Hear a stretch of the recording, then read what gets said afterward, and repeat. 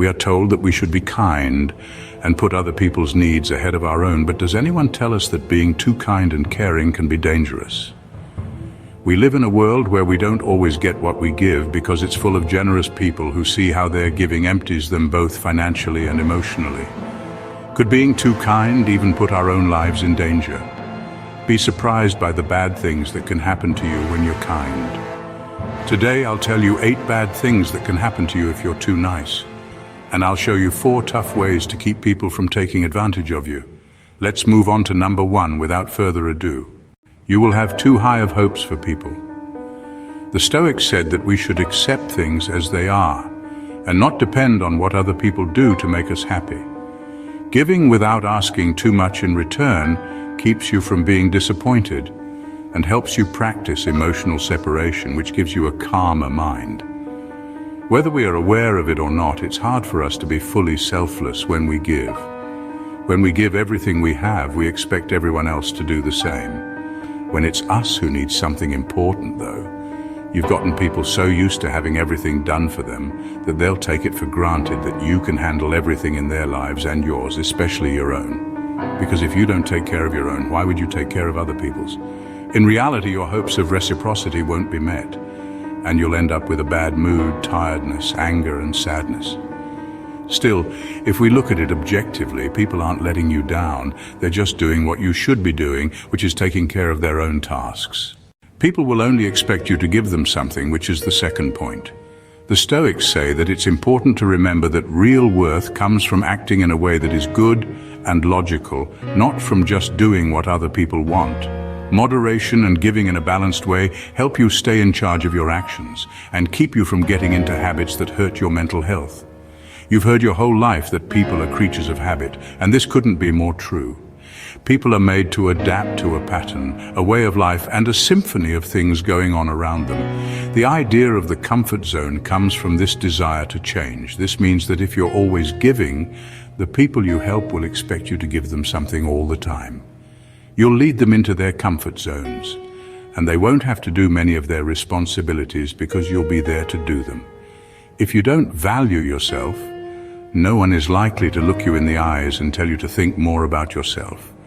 At least don't expect this kind of empathy from the people you help, because they'd stick to their own Robin Hood, which would cost them a lot in their lives. Third, your goals will not be taken into account. The Stoics said that it's important to live by reason and virtue, to set limits, and to put our own responsibilities first if we want to stay in balance and not give up our identity and well-being for other people. If you put everyone else's needs before your own, you may end up running away from something inside you that hurts and scares you.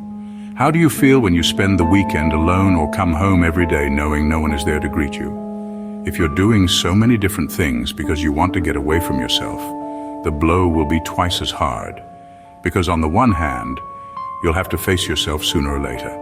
And on the other, your bad mood will get worse as you start to put other people's needs before your own. Self-care is one of the most important parts of being healthy.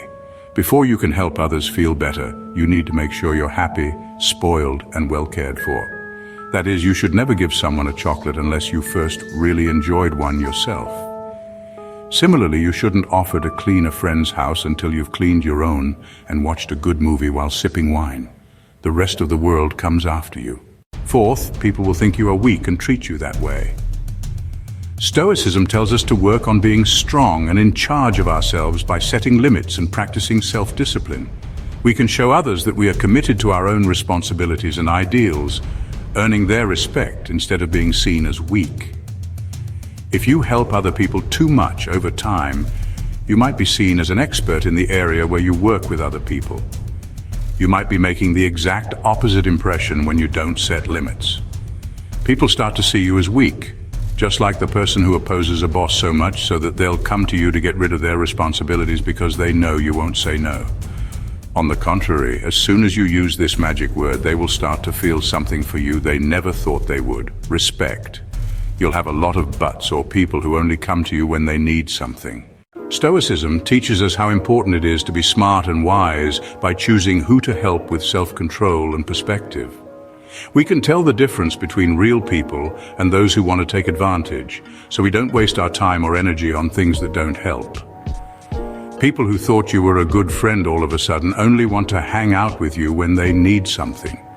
If you think about it logically, it's not so unlikely that this could happen to you, since most people don't invite their employees or co-workers to have coffee with them, let alone a beer. What's going on with you makes sense, but that doesn't mean it's fair. So you need to learn how to handle the methods I'll tell you about at the end to keep people from taking advantage of you. Sixth, you'll only get people who want something and never those who want to give. With patient judgment, we can build relationships that are real and good for both parties. People come into our lives because their energies match up with ours.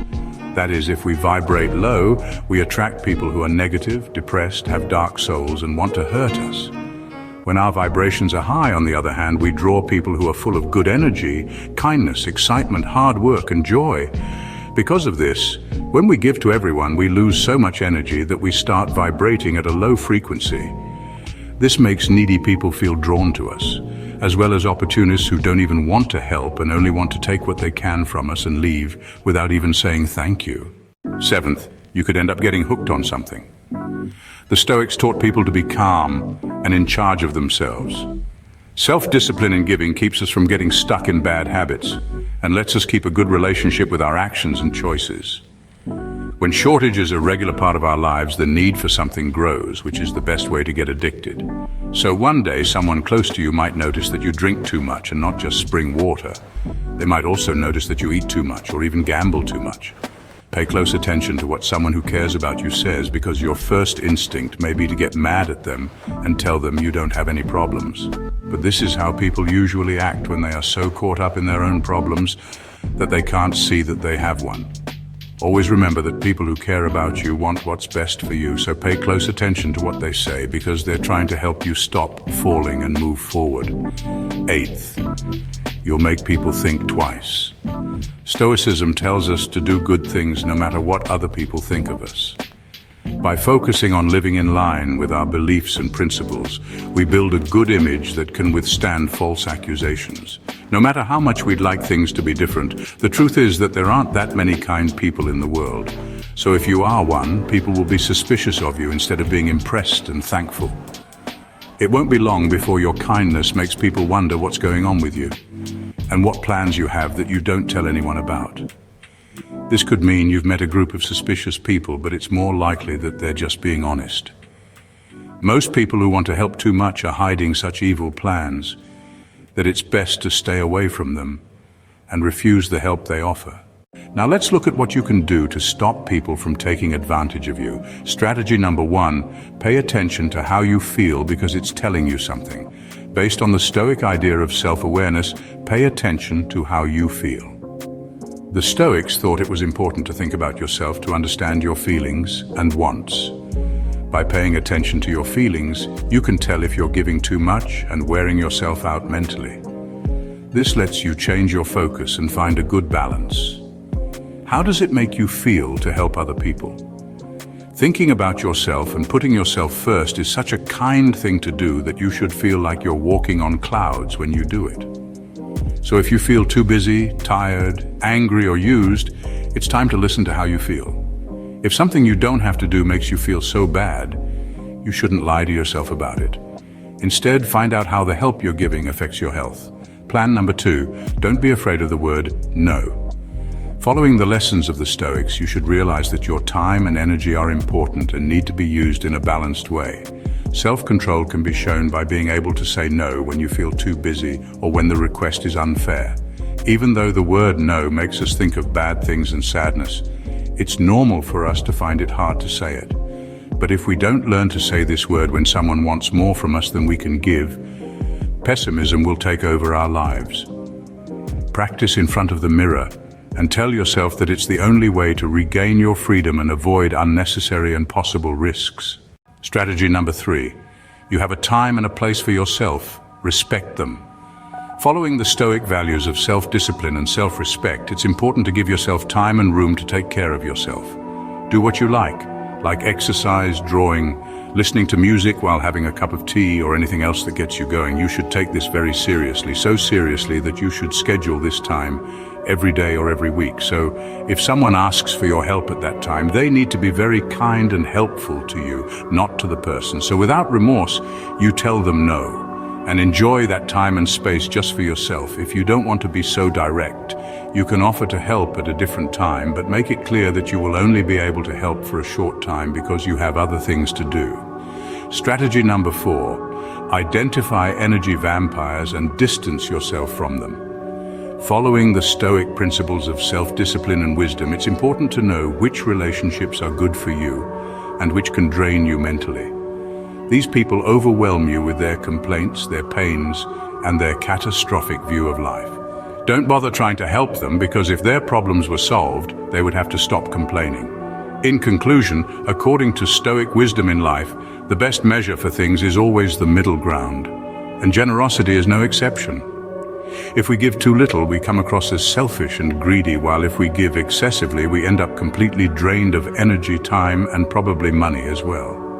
So lean toward the grays, which are still the best choices for finding a balance. And if you're ever unsure, just remember the magic word no. We've reached the end of this journey, and I sincerely hope these tips will be of great use to you. So if this video has helped you, made you think, or you've learned something, give it a thumbs up, so that more people can discover the powers of Stoic wisdom. And if you haven't already, don't forget to check out our ebook about Stoicism and how to apply it in your own life. Subscribe to Stoic Book for a daily dose of Stoic wisdom and growth.